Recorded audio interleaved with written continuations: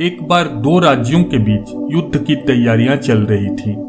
दोनों राज्यों के शासक गौतम बुद्ध के भक्त थे। वे दोनों अपनी अपनी विजय का आशीर्वाद मांगने के लिए अलग अलग समय पर उनके पास पहुंचे। पहले शासक को आशीर्वाद देते हुए बुद्ध बोले, तुम्हारी विजय निश्चित है।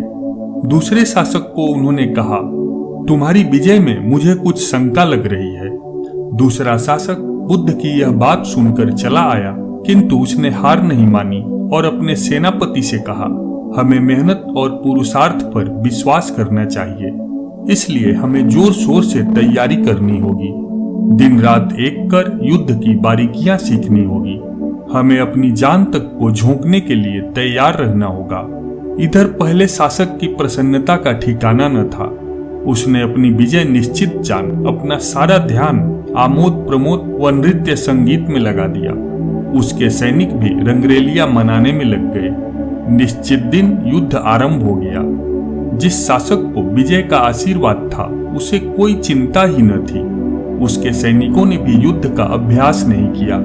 दूसरी ओर जिस शासक की विजय संदिग्ध बताई गई थी, उसने व उसके सैनिकों ने दिन रात एक कर युद्ध की अनेक बारीकियां जान ली थी।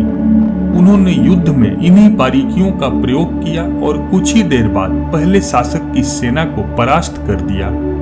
अपनी हार पर पहला शासक बौखला गया और बुद्ध के पास जाकर बोला, महाराज, आपकी वाणी में कोई दम नहीं है। आप गलत भविष्यवाणी करते हैं। उसकी बात सुनकर बुद्ध मुस्कुराते हुए बोले, पुत्र, तुम्हें इतना बौखलाने की आवश्यकता नहीं है। तुम्हारी विजय निश्चित थी, किंतु उसके लिए मेहनत और पुरुषार्थ भी तो जरूरी था।